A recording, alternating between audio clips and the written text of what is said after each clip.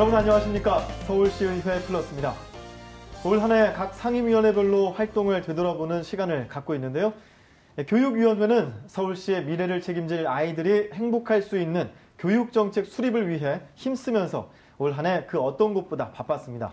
학교폭력과 현장 실습생 사고 등이 사회적 이슈로 떠올랐던 2017년 교육위원회 활동을 되돌아봤습니다.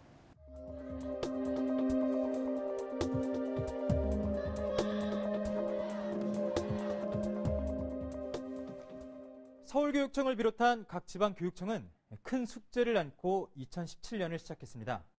누리과정 예산 문제인데요. 지난 2012년 정부는 5세 이하 어린이의 무상교육을 시작했죠. 시민들에겐 반가운 소식이었지만 문제는 실행에 필요한 예산의 상당 부분을 지방교육청에 떠넘기면서 발생했습니다.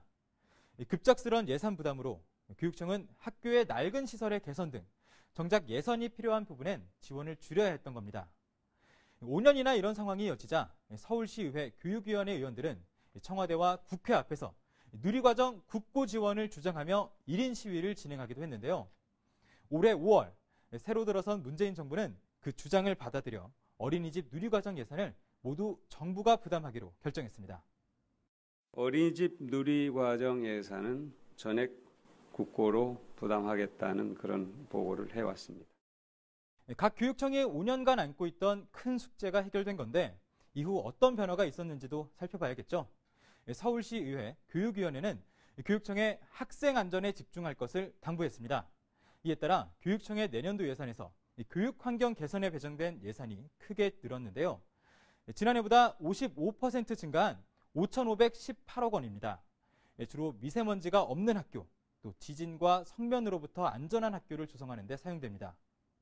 예산이 부족해서 제대로 못했던 사업들이 있는데 그 집중적으로 이제 투자된 예산들 살펴보게 되면 이제 미세먼지 대책 예산도 많이 들어갔고요. 그리고 이제 안전에 관한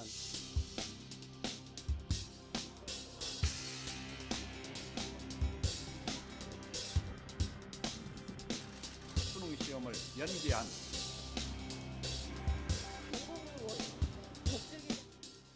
2017년 하반기에는 학교 안팎에서 국민적 논란이 된 사건들이 끊임없이 발생했습니다.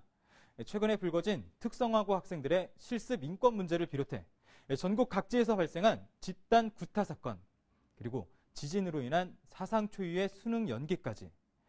특히 학교폭력 사건은 그 심각성에 비해 처벌은 제대로 진행되지 않는 경우가 많아서 공분을 샀었죠. 교육부와 교육청은 이에 대한 각각의 대책을 내놨는데요.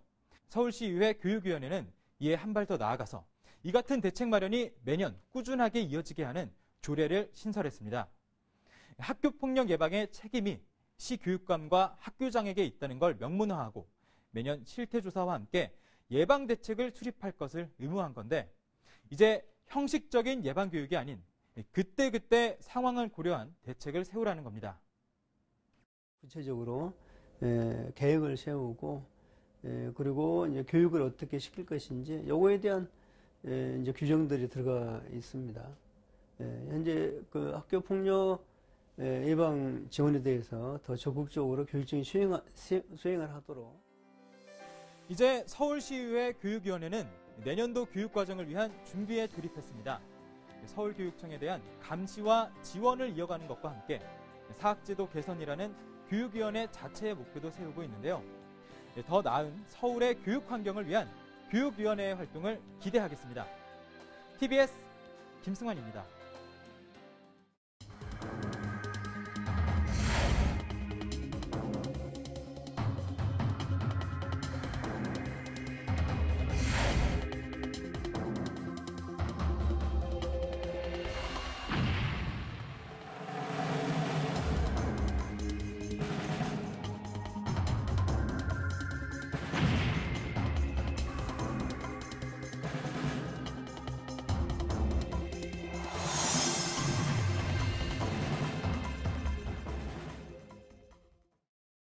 네, 보신 것처럼 청소년들의 진로 직업 교육과 아르바이트 등이 활성화된 만큼 부당한 대우를 받는 학생들도 늘어났는데요. 이에 교육위원회 의원들이 청소년들을 보호하기 위해서 조례안을 발의했다고 합니다. 어떤 내용인가요? 네, 교육위원회는 지난 10월 서울특별시 교육청 노동인권교육 활성화 조례안을 발의했는데요. 앞으로의 성과가 기대되는 이 조례는 지난 18일 교육위원회의 심사에서 원안 가결됐습니다. 지난달 음료 공장에 현장 실습을 나간 특성화고 학생 민호 군이 안타깝게 목숨을 잃는 사고가 발생했습니다.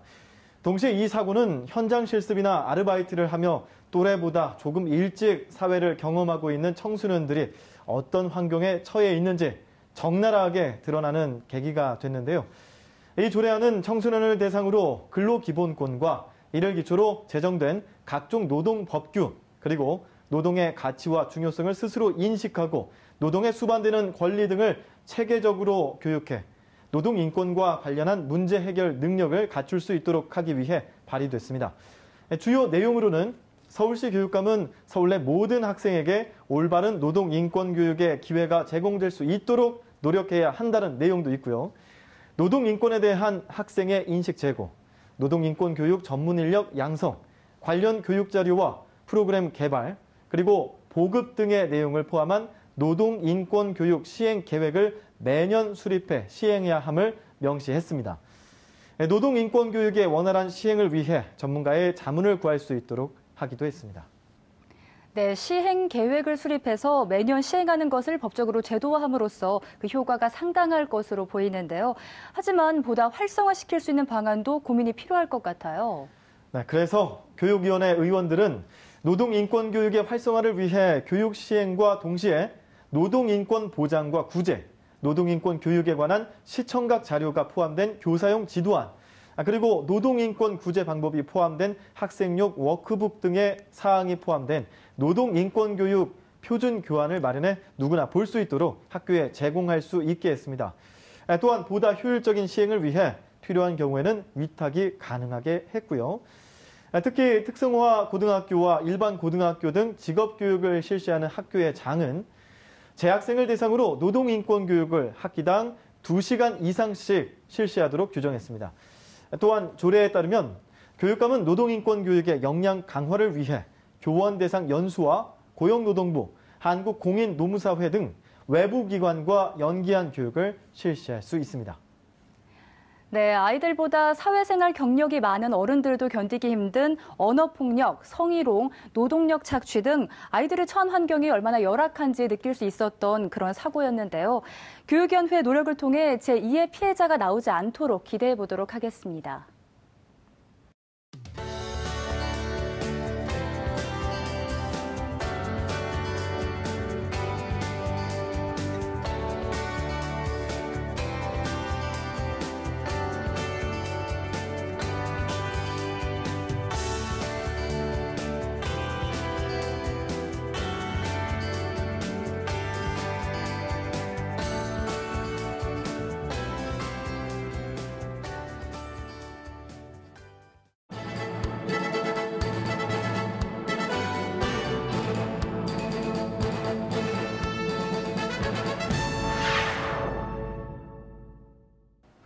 보건복지위원회는 소외계층을 중심으로 한 사회복지 분야와 보건, 위생, 그리고 여성, 아동, 청소년 등 폭넓은 분야를 다루고 있는데요. 시민들의 건강과 안정적인 생활을 위해 보건복지위원회가 어떤 활동을 펼쳐왔는지 살펴봤습니다. 서울시의회 보건복지위원회는 아동보육, 여성안전, 어르신, 장애인 인권 실현 등 시민생활과 밀착된 안건들을 주로 다루는 위원회입니다. 올 한 해 2017년 동안에는 특히 보편적인 시민들의 생애 주기에 걸친 다양한 의정 활동들을 추진해왔습니다. 격차 문제를 해소하고 그리고 또 복지 사각지대를 없애고 특히 공공보건의료 서비스의 경우에 있어서는 좀 더 통합적인 공공보건의료 체계를 구축해서 시민들이 좀 더 만족하는 그런 공공의료 서비스를 제공받을 수 있도록. 가장 먼저 미래의 서울 시민을 위한 마더박스 지원 사업이 눈에 띕니다. 마더박스는 육아용품과 육아에 필요한 정보 등을 제공하는 임신, 출산 축하 박스를 말합니다. 시민이 제안한 정책으로 지난 7월 2017 함께 서울 정책박람회에서 82%가 넘는 찬성표를 얻기도 했습니다. 지난 9월 서울시의회 출산 및 양육 지원에 관한 조례 개정안이 통과되면서 법적 근거가 마련됐고 이를 위한 시비도 책정됐습니다. 그동안 자치구별 출산 축하용품이나 장려금 제도의 편차가 컸던 만큼 격차 해소와 더불어 저출산 문제에 적극적으로 앞장서고자 하는 의미가 담겨 있습니다. 정부의 아동수당과 맞물려 내년 7월부터 제공될 예정인 가운데 출산율을 높이고 아동들의 복지가 향상될 수 있을지 귀추가 주목됩니다. 100세 시대를 가장 먼저 맞이하게 될 서울의 중장년층을 위한 50플러스 캠퍼스에 대한 지원도 이어졌습니다. 지난 2016년 첫 발을 뗀 50플러스 캠퍼스는 50플러스 세대들을 위해 설립된 종합지원기관입니다. 현재 서울 인구 5명 중 1명은 50플러스 세대이고 앞으로도 그 수는 급격히 늘어날 것으로 예상되는 만큼 보건복지위원회는 사업비에 대한 예산 승인과 더불어 운영 관련 업무 추진 사항을 관할해 왔습니다. 중부 캠퍼스를 시작으로 올해는 서부 캠퍼스와 남부 캠퍼스가 새롭게 문을 열었습니다. 2020년까지 총 6개의 50플러스 캠퍼스를 확충하고 50플러스 세대들의 일과 배움, 일자리는 물론 여가, 문화생활까지 복지 복합 공간으로 자리매김해 나갈 계획입니다. 새해에는 좀 더 취약계층들, 어렵고 힘든 사람들에게 따뜻한 온기가 전달될 수 있도록 좀 더 신경 쓰고 노력하겠다는 말씀 드리고요. 우리 서울 시민 모두가 좀 더 건강하고 행복한 그런 서울을 만들 수 있도록 시민 여러분들과 함께 변화 없이 노력하겠습니다.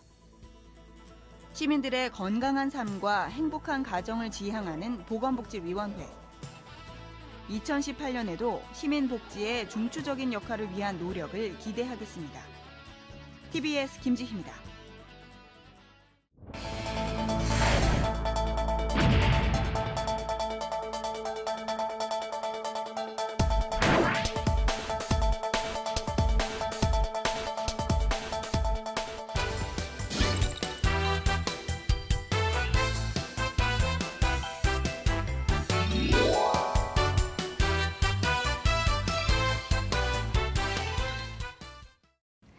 먹거리에 대한 시민들의 불안감이 커지는 가운데 누구나 건강한 식재료로 만든 안전한 먹거리를 보장받아야 한다는 목소리가 커지고 있습니다. 이에 보건복지위원회 의원들이 머리를 맞대고 고민한 결과가 조례안으로 이어졌는데요. 보건복지위원회에 올해 주목할 만한 조례, 어떤 것들이 있을까요? 네, 지난 여름 살충제 달걀 파동 다들 기억하실 겁니다. 전국이 시끌벅적했죠. 우리가 일상에서 먹는 대부분의 음식에 달걀이 재료로 들어가다 보니 국민들의 불안이 이만저만이 아니었는데요. 이제는 먹거리가 한 개인만의 문제가 아님을 알 수 있었습니다. 이에 서울시의회 보건복지위원회가 서울특별시 먹거리 기본조례안을 발의했습니다. 박양숙 위원장이 대표 발의한 이 조례는 원안 가결돼 지난 9월부터 시행됐는데요. 의원들은 지속 가능한 먹거리 보장 실현을 위한 근거와 건강하고 안전한 먹거리 체계 기반을 구축하고 민관 협력의 먹거리 정책 총괄, 조정, 협치 기능을 하는 먹거리 시민위원회 설치와 운영을 위한 체계, 그리고 제도적 근거를 마련하기 위해서 이 조례안을 발의했다고 밝혔습니다. 조례안의 내용을 살펴보시면 모든 시민이 차별 없이 신선하고 영양이 풍부한 이 먹거리에 쉽게 접근할 수 있는 먹거리 체계를 만들고 미래의 식량 보장을 위해 중소가족농을 배려하는 도농 상생의 먹거리 체계를 만들 것 등을 기본 이념으로 하고 있는데요. 또한 서울 시민이라면 누구나 건강한 먹거리와 그에 대한 정보를 전달받을 권리가 있음을 명시하고 있고요. 먹거리 정책 기본계획 수립에 관한 사항과 지속 가능한 먹거리 정책에 관한 사항, 그리고 서울특별시 먹거리 시민위원회 설치와 운영에 관한 사항도 함께 담겼습니다. 뿐만 아니라 먹거리 기본권 보장을 위해 추진하는 서울 먹거리 마스터 플랜의 시행 근거도 이 조례안 제정으로 인해 마련됐다고 볼 수 있죠. 네, 시민들의 삶의 질을 높이는 데에는 먹거리가 빠질 수 없는 중요한 요소인데요. 그중에서도 시민이 직접 참여하는 먹거리 시민위원회가 눈길을 끕니다. 어떤 활동들을 하고 있나요?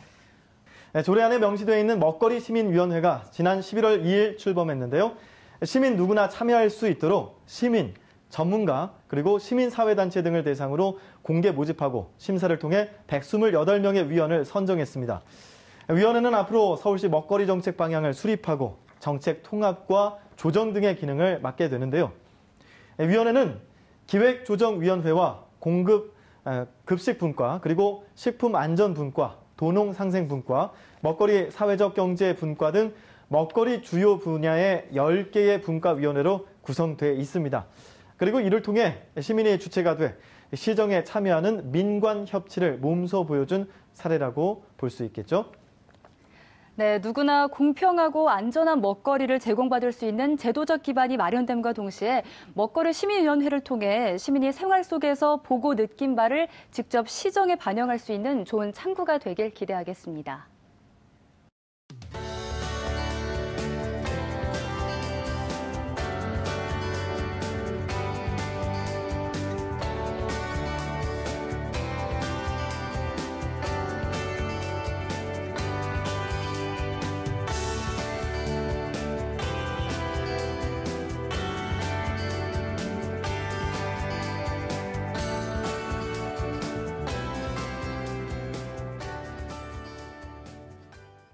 서울시의회 플러스 준비한 소식은 여기까지입니다.